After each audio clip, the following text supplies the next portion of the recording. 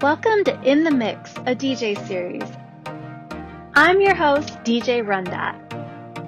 I'm on a mission to inspire and support you in reaching your goals in life and business. Do you want to know the secrets to growing a profitable DJ business? Tune in to hear real-life stories from DJs across the globe who have grown successful DJ businesses.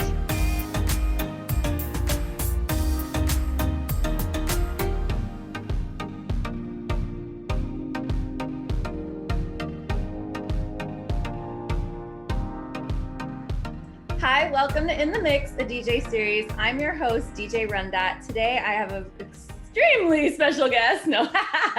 Let's hear it for Mitch Taylor. Hey, Michelle. How are you? I'm good. How are you? I'm doing good. It's a little bit chaotic as we go into, event season and life and everything else going on. But yeah, it's good. Yeah, things are getting really exciting again with the idea that the world will be opening up in some parts and that we may get to go back to work. It would be nice. Yeah. So where are you located? I'm in a small town of Escanaba, Michigan. Most people have never heard of it at all because it's so small. It's a town of about 12,000 people located on the southern part of Michigan's Upper Peninsula. Michigan is a state with two peninsulas, the upper and lower peninsula. Geographically, I'm about 2 hours east of Green Bay, Wisconsin, if that helps people. Okay, cool. Yeah, I'm in a very small town. They don't even tell us how many people live here. It's like under 1,000 because most people are in the woods and they don't want to be accounted for. That's where I grew up. Yeah. I grew up in a town of 450 people in Maine in a log cabin. Oh, wow. Yeah. So I'm curious, like, who was the first DJ that you ever remember? Like, do you remember the first time seeing a DJ or hearing a DJ? There were two that stick out in my mind big time. The first one is Chuck Foster, and the second one is a guy named Kid Kelly. And they were doing on air at WWFX FM in Brewer, Maine. And Chuck was the morning show guy and Kid was the night guy. And they were like gods to me in radio. This is one, I'm glad you asked this question because I've never or very rarely shared that part of radio inspiration. It was mostly mobiles. People ask me, well, how'd you get started in the game? Kind of thing. So yeah, the first I heard was Kid, and he just sounded like so cool on air, and the radio guy in nighttime. It's Kid Kelly at Fox 104.7, whatever the hell he said for a tag, right? And it's funny because very early on in my career, it came full circle for me because I was hired into radio. I went into New England School of Broadcasting, very wet behind the ear, high school grad, And I very early on got a chance to work with Kid Kelly and was like covering his night shift at the station, kind of situation while I was in college, or I would do the overnight shift filling in overnights after he got off, and so it was cool to be able to work with these gentlemen. And later on I worked with Chuck Foster, not directly, but we were broadcast on the same station. I was a public service director and he was the morning guy there via tape, but still, kind of thing. So yeah, it was cool to be able to do that. But the biggest lesson I got from that, honestly, is don't try to be somebody else. Because I spent the first few years of my radio career trying to be Kid Kelly. Yeah. And you can't do that. Yeah. Well, I love that we're just kicking it off right there because I've never really thought about this, but it's like, I talk so much about building a personality brand and that your personality sells, and it's about who you're being more than what you're doing. And so in radio, you're not seeing them, you're hearing them. So it's like the personality has to be big and has to come through the airwaves like that. And so to start off in that way, that's really unique and that's really a great opportunity. So really cool, because I've been thinking about becoming a radio personality. RunDat radio. I tried some online radio this year. It was too big of a commitment. My Yeah. team said, let's launch our own station. I said, no way, man, that's too much that's too much. I like the idea, and I'll have these ideas and they'll live with me for a long time. And then I will maybe eventually do them, or they will no longer be exciting and I won't. Right. But so very cool. So you started right there, college, on the big radio show with the big guys. Yeah, pretty much. I mean, I was still the college, guy. I was still getting paid. It wasn't just a straight internship. Yeah. I was hired. I was the part-time on-air talent, and That's and at one point, my second year of college, I was actually doing public service director and sales for a oldie station out of my hometown of Dexter, Maine, but yet on air for 104.7 Fox FM. It's I was actually working at two different stations, one on wow. air, one off air, That's at the same interesting. time, and going to college. Wow. Overachiever. Just it was interesting how the whole thing Mhm. developed and Yeah. how it went down. But Yeah. and there's another whole story there about how I got the non-on-air job. But Yeah. anyway, yeah. So where did you have any other mentors, or were they the ones teaching you, or how did it grow into like a DJ company? So growing into a DJ company, I guess we'd have to fast forward greatly for that. So I was in radio. Then I went to work in Northern Maine after I got out of college and graduated college. Right. I had a job offer to go DJ in Northern Maine, or on air, I should say, in Northern Maine at a radio station. They were going to pay me, ready? $200 a week salary, Jeez. full time on air. Oh my Now, God. this dates me as regards to how long ago this was, by the way. This was 1994. Yeah, 94. So I was making $143.57 a week after taxes. Wow. True story, not lying. Yeah. And so basically, the radio station went bankrupt. It wasn't because they were paying me too much money. And then I had a job offer to go DJ for Carnival Cruise Lines. I took that in a heartbeat. And I went to DJ for Carnival out of Los Angeles and Miami. I spent 7 years on cruise on, wait, back up. I spent 2 years on ships. Then I met my wife on board ship. She was a guest and I was a bad boy. And Oh yeah. the whole story. So we spent 7 years in Method Detroit. I moved to Method Detroit for her. I worked for a company down there, and that company really helped me see the mobile side of the business. I learned the mobile side of the business at that company, and I got to see some icons early on. I was actually in Cleveland for summer 2000 Mobile Beat when Mark Farrell did his keynote of Getting What You're Worth. Yeah. And so that was a game changer for me as well. I met lots of different people to help me in that time. And then we moved to the Upper Peninsula of Michigan in 2003, and I opened up my own company then. And then I did 3 years kind of just, doing the same thing I was doing in Detroit. It was kind of just, it's what it was. And then I'm like, there has to be something more. I'm bored with what I'm doing because I show up, I make the announcements, I play the music, we done, we wrap up, we go home, we do it all again the next week. There has to be I was starving as a creative artist at that point in time. Mm-hmm. And so I went back, I found Mark Farrell just by Googling because the internet was still relative in its infancy at that point in time, and took a workshop. And I took my first love story workshop back in 06, and I've taken 10 workshops since of Mark's alone, as well as many others, from comedy to improv to business to anything and everything. And so it's just been growing ever since, and as well as, my career, and as well as the impact we have on couples and things like that. Mm. Wow. Yeah. I mean, it is all about continuing to grow and learn and then giving back what we've learned. You and I have both written books. I would Yep. love to hear a little bit about how that happened for you. Okay, awesome. I will need to order that today. Second one, Another right? one. Too. Oh, perfect. This one's Cool. co-written. This one's authored by myself. So sales for event pros. I wrote the first sales for event pros in 2015.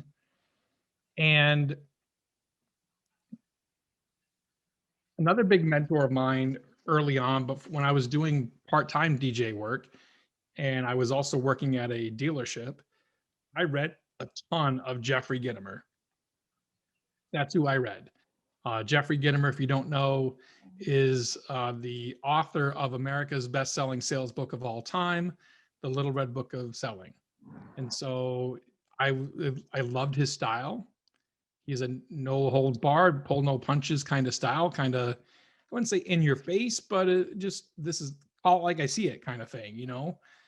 Um, and they say sometimes, sometimes you don't want to meet your mentors. And I would say that, there are some things that I've learned from Jeffrey of what to do as well as what not to do. I will leave it at that. But Jeffrey was a huge influence in me writing sales for event pros. He actually wrote um, the front tag for it as well, right up here in the corner. Mm. So it was a huge undertaking, but I looked at it from a standpoint of there was nobody at the time speaking about sales in the mobile DJ industry. And I first took a test of Jeffrey's online, I become an ace of sales, right? And I'm like, okay, great. Like $400, pay your $400, take the test. Now you can call yourself this. Okay, great. And then it just kind of evolved after I wrote articles for Disc Jockey News and for the ADJA newsletter. And I started writing articles and writing articles and writing articles. Most of them were sales focused, and it just kind of evolved. And then it went from there. From 15, it was just, half the size of this book. I still have the original over there too. It was like half the size of this. And then this was the expanded version here, revised and expanded, where I really outlined the steps of the sales process. Before it was kind of 7, and I honed it down to 5, and I made it an acronym. If you ever follow me on speaking of for Mobile Beat or other places, I like acronyms. So I took the word sales basically and made it an acronym: search, approach, learn, explain, solve. Mm. Those are the 5 steps of a sales process. And then they're all broken down in this book. What do you do in the search phase? How do you approach a client? What do you do, on the explain phase? And how do you finally solve? And what do you learn in the middle with the L? So there's all kinds of nuggets there, if you will, in the sales process laid out in the book. And so the revised version is really the final version, I would say, for that. And I've done workshops based off the book and everything else. So Yeah. Awesome. Yeah, I'm thinking about doing another version of my book, or an extended version. What did you call it? revised and expanded. Revised and expanded. That was the word I was looking for. Yes, Expanded. Yes. I'm thinking expanded. about the same thing because 3 years, I've learned a lot in the last 3 years since launching my book, How to Start a DJ Business. Um, Very cool. So tell me a little bit more, like give me like what's the secret sauce in there for sales? I mean, I always say you have to be enrolled first in what you're selling. So you have to be confidently enrolled in yourself and your services to enroll your clients. But I like, I feel like the other day I got on a call and I was nervous, and I felt like this was going to be my biggest gig yet, and it was, and it is, and they signed the contract. But I was like, we're getting back in business. Maybe I was feeling a little rusty, but I think that was all in my head. And I was like, I'm going to ask them, what is your vision for your wedding, for entertainment? I was going to maybe go in that route. I didn't even have to Yeah. ask. She painted it to me clearly. Cool. We were on the phone for 40 minutes. We were vibing, we were laughing, we were connecting, like, and it Great. and I was like, I love how clear your vision is for what you want. Like, and it was just the most magical conversation I had with a client ever, and the biggest contract money wise ever. Awesome. And it's not even till October 2022. So I was just like, this is really cool. I want to learn from that call, let them paint the picture more, because some of them Yep. they might not know, some they do. And then you get to paint the picture of like, look, I got it all covered for you. I'm a professional. This is what I do. This is what I love. It's all about what you want. We'll make your dreams come true. Yep. Exactly. So your question is like some of the secret sauce behind the sales, yes? Yeah. Yeah. So there's just a little bit of secret sauce, I think, at every single stage, honestly. The search phase, to me, you shouldn't just point blank respond to an email without going through and analyzing it, or do a sales meeting without doing a little bit of stalking. And you can call it stalking if you want. I call it research, because you're about to try to communicate with someone. And in order to communicate more effectively, you need to know what you need to know about them. Like how can I find out more information about them? Well, a picture says 1,000 words, right? And so if you go on Facebook and just search their profile, what do you see? Or their Insta, what do you see? You're going to be able to get information. What do they have? And so their email address, what does that tell you about them? Is it from work? Are Mm-hmm. they responding during the day? Mm-hmm. Is it, um, you know, Chica99 at, whatever, you Chica know, 69. at hotmail.com? I mean, that says something. Hotmail, it's an older website address, right? It's Totally. not the Gmail.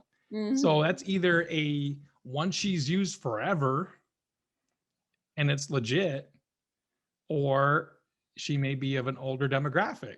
Yeah. You don't know, right? So you have to look at what are the clues they're telling you, but they're not speaking to you. Yeah. Okay, so that's one in the search phase. The approach phase is the simplest part of the approach phase is two questions.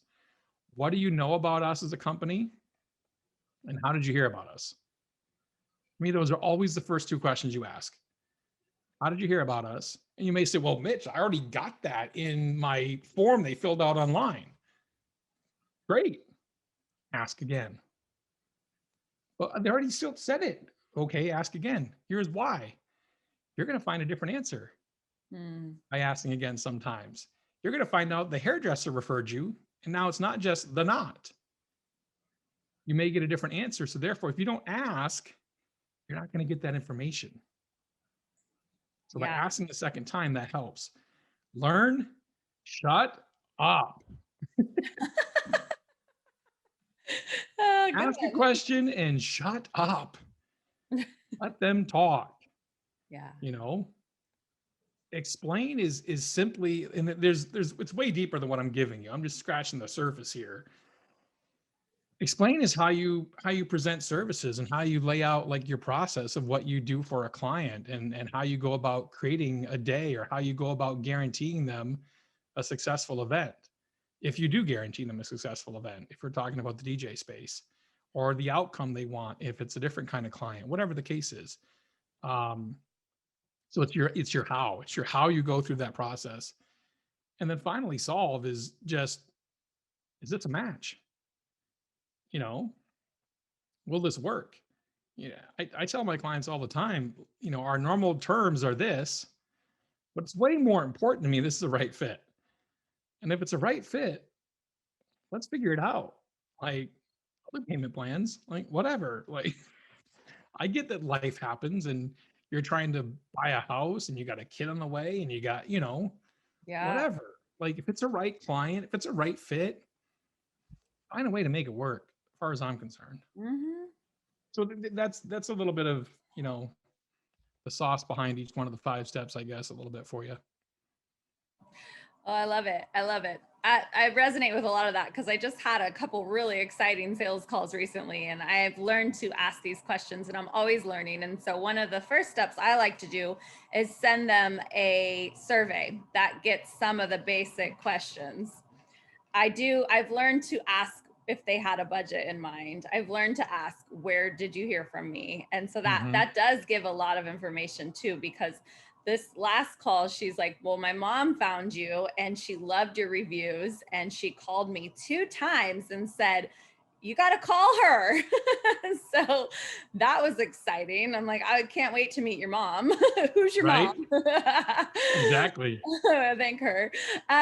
So yeah, that's great information. Thank you for sharing that. Yeah. Yeah. Of course. Of course. So what has this last year been like for you? I think as with anyone, it's been ups and downs. You know, we've had highest of highs, we've had lowest of lows.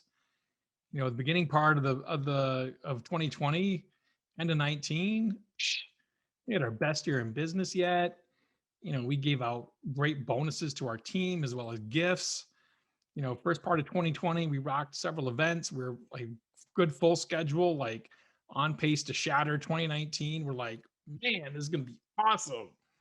And then it all came to a head like March 13th or whatever it was. And so now it's been, you know, over the last several months, it's just been dealing with the unknowns. And honestly, I must say, if it wasn't for 2 different processes in my business, I may not have a business right now. And so I think it's really important that DJs get their money right. And so, and not just their money, but you know, the process behind their money. So it's not just, you know, what you charge, but it's really how you're allocating your money and how you're spending your money and when your monies are due and those kind of details. So if I didn't have Profit First, and if you haven't heard of Profit First, you should totally check it out. Mike Michalowicz is the author. I've been honored to speak on the same stage as him and even hire him for a speaking engagement before at a conference. So Mike's a great guy. One of his coaches, Jason Spencer, a good friend of mine, was a Profit First coach in the DJ space for quite some time. So you could reach out to him as well. He was my Profit First coach. But that was the one biggie. And then the other one was something I call 5120, which I spoke about in different places over the years, but not like, it's not been like a mantra, like a seminar I've done. It's just been a thing I've put out there in the space a couple times.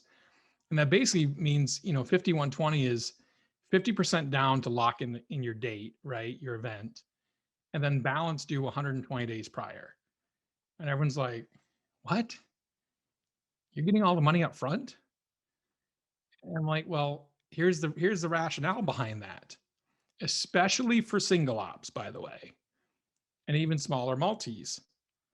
The problem is your dates are inventory. There is only one July 10th of 2021 ever. Once it's gone, it's gone. You cannot recreate it again. And we all found this out during the pandemic, right? And so now you're having to shift all your monies and all your dates to another whole year, which now you lose another whole year, right? And so if I didn't have that process in place, I wouldn't be as financially stable as I was during the pandemic, because remember, the pandemic hit in March. I had balances paid through June, sometimes July by that point. And so the thing with the 5120, the 120 portion is you want to have, whenever that inventory expires, when no one else is going to be calling you or texting you or emailing you for that date should coincide, that date when there's no other inquiries for that date should coincide when that final payment date is. Because now you've lost your opportunity to earn income on that future date, right? It's gone. Some people say, well, I have it in my contract that it's due then, but then the final payment's due 2 weeks prior. Okay, well, in that case, guess what? You got to chase money. And guess what? When you chase money, you lose. it's reality, you know. I'm not trying to be a hard ass. It's just reality. So that was one of the ways we absolutely survived the pandemic without having to go into any sort of loans or things like that. Um, so it's a firm thing I've believed in my business for quite some time, Michelle. Well, I like this a lot because I want to move towards that model. I have never, well, I had my first pay in full recently. That was exciting. Pay in Yeah, full, $2,500. Yeah. And then they hired my husband to be the videographer. Yeah, we're gonna have a $5,000 day, honey. Like this is right. the That's great. direction I want to move towards. We are in such a small town, so it's we have those pros and cons there. But yeah, I mean, that makes sense because especially as a solo op, I agree. And now because of COVID and the reschedules, I've grown my team and I'm more strategic. We have one other female DJ that is like full on can cover the other weddings that I had the doubles because of reschedules and stuff. Yep. And then now we have one assistant, possibly two, that we're going to be training that's shadowing. I think we need a solid team of 4 people. If something goes down, we get sick, we're double booked. We need to have that person. Now, my husband's been a DJ for 32 years. So in an emergency, I got him. But wedding That's DJing, helpful. not his favorite. He likes to produce and do other things. Yeah. More creative. He got bored. So Yeah, I hear you. Totally hear you. yeah, so I like that. But so I think where my issue is my pricing structure has been kind of more on an hourly. But then I've changed it so much in the last couple years, and I too was set to have my best year yet for 2020. Like so many of us, we had Yeah. really gotten put in the work, and we're about to receive those benefits. Yep. So yeah, so I mean, that's what stopped me from saying I need to get the full payment before I show up, is that I do an hourly thing. So I get to play with that and change that. And I'm talking with more planners and building relationships and not being shy to say, well, how does that work? Like I've never done a silent disco for a wedding. So Hmm. I'm looking at the cost to rent or buy. And she says, well, make sure you add 20% to that rental for you. And I'm like, oh, okay. I didn't know that, I didn't know that yet. So like always learning and improving, and you're inspiring me to go for the 50/20. So Well, and again, maybe do your own research. yeah, You know, in your area, it may be 90 days out. yeah, It may be 180 days out. Like, I don't know. In my yeah, area, it's 120. And do you get some that will call you after that 120 time frame for that future date? Yeah, but it's once in a blue moon. Like it's not a mm, regular occurrence. When do the leads typically start drying up for that date? yeah, In our research and me having been in business now up here for uh 18 plus years, 19 plus years in this area that I've run my own company up here, that's what it is. You know, it's about 120 days. that's So so cool. That's cool. I like that. Yeah, that's cool. You didn't have to take out any loans. I took out a couple just for safety. I didn't really need to spend them, but I took them just in case, because sure. my husband and I both being DJs. I mean, he does the bar nights and different things than me, but like it was kind of a hard hit for our family. We're a family of 4. We're both in the entertainment industry. Yep. Uh, so Now what? yeah, exactly. But it's opening up. I feel pretty confident about 2021. I mean, I was still saying we were going to kill it in 2020 in whatever ways that meant, Yeah, launching the podcast and becoming sure. a speaker.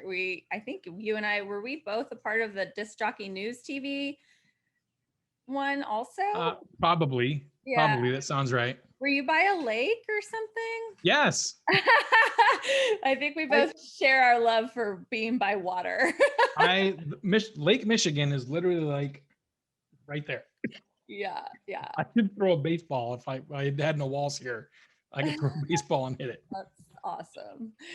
We have beachfront property here on Lake Michigan that we got a couple years back, and I'm Yay. blessed. Yay. That was a lifelong goal of my wife's and mine. We wanted to be able to retire somewhere we hear the waves crash. That was always the plan, right? And then some circumstances happened in our life that this property opened up. I had one of my best friends in the world pass away due to cancer, which also led me down this path of, hey, life is short. If this is a goal of yours, you have an opportunity right now to check this box off. You know what I mean? So let's do it. And we lived in turmoil for a solid year, remodeled the whole damn thing. Wow. But we did it. And now we're able to kind of kick back and relax when we can and go hop on the beach in the summer and right out of our backyard. So it's kind of cool. Yay. Well, congratulations. That's amazing. Like I feel that I live on like a stream. It goes into the river. It's like a creek. We call it a river, but this year it's Yeah, more of a stream. We're in a bit of a sure. drought.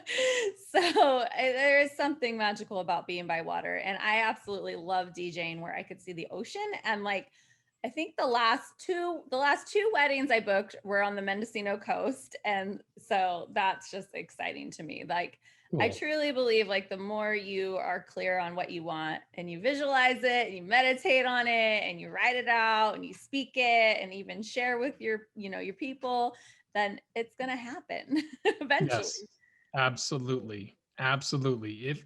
If you have those affirmations and you go through those affirmations each day, each week, have a coach that's going to hold your feet to the fire and get it done. Yeah, absolutely. Kudos. Yeah, having a coach and having that accountability and that supportive community has been game changing for me and my career and my personal life and everything. Like I didn't even know what a coach was when I hired her, which was the funny thing. I knew about sports coaches, but I didn't know about life coaches, Yep. parenting coaches, all the different types of coaches. It is so important. And that's why I give back. I've done some coaching. I'm still available for coaching, even though it's not my main focus. DJing weddings is my main focus. It's Yep. what makes me feel safe that my family will have a roof over their head. But so we were talking before we started the interview about giving back and how that was really important. So I'd love for you to share a little bit about that. Yeah. I think, and what I said earlier in our thing was, you know, no matter where you are in your career, I think it's important to give back, find a way to give back, whatever it is. Part of that for me was, training. Mike Walter was one, and I made a comment. This is what got me to be a multi-talent company. Frankly, I made a comment to Mike Walter, which many of our listeners may know. Mike Walter runs this very successful multi-op out of New Jersey, and I told him, I said, no one can do what I do, and he goes, that's BS. Not only can you train someone to do what you do, but probably even better than you do it. And 11 years later, he's absolutely right, because we've built a multi-talent company here at Tailored Weddings, and be able to give back and see them grow and see them connect with their clients and build great relationships. And then to the greater industry as a whole, like be able to travel and speak and have a platform and share, whether it be articles or whether it be podcasts that I've done. I did the Creating Connections podcast with Vicky Musney for, there's 180 episodes of that in the can that's out there on YouTube and podcast sites. And, my live at 7:55 is a give back. Almost, I did it for every weekday morning for quite some time. It's on a hiatus right now, but, I find ways to give back. I think you have a responsibility to give back once you hit a certain measure of success. And even in everyday life, just opening the door for someone can be a give back. It doesn't have to be monetary, but give of your time. And, if you're in that second half of your career, find a way to help the new people that are coming up and never forget where you came from. I see that in a lot of people. It's like they want to chastise someone who's just starting out. And it's like, dude, you were there once too, you know, or she was there once too. And so you got to keep that in mind. Like, I will never be a different person than the guy who was queuing up cassettes in my car and going through the back door of the school to bring it inside and hit play to at a high school prom in 1993. And so you gotta remember always give back and help that next generation of DJs out. Yeah, I love that. I really can't handle all the in the Facebook groups, the like when someone asks a question and just people just harp on them or how, it's just Yeah, like it's there's no stupid questions. We all no. are starting somewhere. And like, yeah, that's one thing that drives me crazy about those groups. To me, as long as you're trying to get better, I'll help anybody. As long as you're trying to improve, we're all on the same journey then at that point. We're just at different parts of the road. That's all. And so it's if they start to go off the rails and want to just bang on someone, I'm just like, nah, I'm not. I can't hang with that crowd. Yeah. Yeah. Oh, I feel you. I feel this. I have a link. People can book a call with me anytime they want and I'll give support, like Sure. if I can help, that's what it's about, give to give. Absolutely. Mhm. Absolutely. So what are a couple of your favorite mantras? Oh gosh. I have a few. One was in my book. Your income is determined by your client's outcome. If you want more income, help create more outcome. I believe you never arrive. That's something else I've always tried to live by. Like, you can never. The moment you feel like you arrive is the moment you're settling. And you're just, I'm just gonna lean back and coast, and you can't do that. Like, you got to bust your ass because otherwise, some other young buck is gonna come up and take your spot. As Mm-hmm. far as I'm concerned, and that. So those are some mantras I live by. My favorite one though has to be Michelle. It has to be Sum Tertius, and Sum Tertius is Latin. It's the very last phrase in a book called The Closers by Ben Gay III. And I was lucky enough to be able to have some conversations with Ben over the years. And he's a great thinker and writer. And Sum Tertius is Latin. It means I am third. And so basically, if you always, it's God, the other person, then yourself, right? And Okay. regardless of how you feel about religion, if you always put someone else's needs ahead of your own, you'll win way more often than not. Mm. So that's probably my favorite, Sum Tertius. Okay, nice. I have a lot, but connection equals currency. And since you wrote a book on connection, I did. I wrote half of it. yeah, It's this yeah, one. that's so. Yeah, so cool. I have interviewed Vicky, so that's I now I have two books that are on my list. I need to get to go buy. Yeah, I mean, there's like I think one of my new favorite mantras is just have fun because things start to feel I don't know. I get nerves and especially with all this live streaming this year and stepping into speaking and being new at it, you got to start somewhere. And I joke I'm still learning how to speak English and that I laugh when I talk. That's just how I talk. Sure. I think it was Mobile Beat, and I was like, I was the only speaker that laughed. Like, I just can't help myself. It's part of my personality. My wife does the same thing. Yeah. And my wife's name is Michelle, which is ironic. That's funny. I like all the Michelles I know are super badasses. My wife is. She is a badass. Awesome. She's got to be Yeah. to put up with me.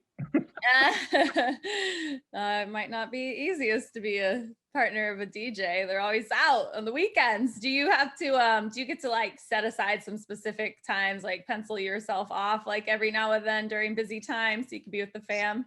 So it's ironic you mentioned it's hard being married to a DJ, right? That's actually one of my favorite lyrics. is from the Journey song Faithfully. And the lyric is, "And loving a music man ain't always what it's supposed to be." And I'm like, if that doesn't speak to the spouses of those that are in the event space or concert space or live production or whatever, I don't know what does, because it's so true. But in regards to time off, balance. Like, I know there are a ton of guys and we both know some of them that just hustle, hustle, hustle, hustle, hustle, hustle, hustle. And I agree with that.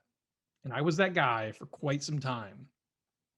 But over the last 5 years at least, for me, it's been more about balance. And I want to hustle. Don't get me wrong. I want to still do things. I want to still write more books. I've got one idea already spinning around if I'm going to write this next thing, right? But I can't get this time back with my kids. You know, Yeah. they're only going to be in 8th grade once. They're only going to be a sophomore once. We're only going to have a chance to do the high school trip with my son and my daughter as he's graduating once. So that's another favorite quote of mine that Mark Farrell actually taught me. And time is the school in which we learn. Time is the fire in which we burn. That's That's good. deep, if you think about it. It's by Delmore Schwartz, a famous poet. And so I think it's a great quote, and it's totally applicable to lives, especially those in the entrepreneurial side, Yeah. because you can't get time back. So it's got to be a natural balance. There's some weekends where I'm like, busting it. And there's other weekends, like frankly, this past weekend, I didn't do jack. Yeah. I Yeah. recharged. I recharged because I've got an extremely busy week and next week after that coming up. And I'm like, no, Mm-hmm. Yeah. I need to recharge. My body needs, my mind needs to recharge. Yeah. So, Yeah. I agree. It's so important. You're smart. well, smart. I'm not, certainly not the smartest person in the room. And I always learn from everybody. And it's, it's just one of those things to me is you gotta look at way Yeah. too many divorces in the entertainment space. And it's due to wanting to run Mhm. full speed the whole time. Yeah. Yeah. All right. Well, thank you so much for being interviewed and being a part of Yeah. the mix. And how can we best support you and find you online? So you can find us online, find me online, I should say. It's not us, it's me. MitchTaylor.net is the best way to find me, or Facebook.com/Mitch Taylor, Twitter @Mitch Taylor, Instagram @MitchTaylor23. I had to grab that one because I didn't get the first Mitch Taylor on that. And that's pretty much the handles here. And would love to connect and help anyone if they're looking for growth in sales or business. Happy to help. I've got a few different programs that we've launched and accelerate your business community as well to help guys and gals on that side of things too, and the ops side of the biz, and talent and time management and money management and yeah. So I'm here to help. I love it. Thank you. Thank you so much. And thanks everyone for tuning in. Bye.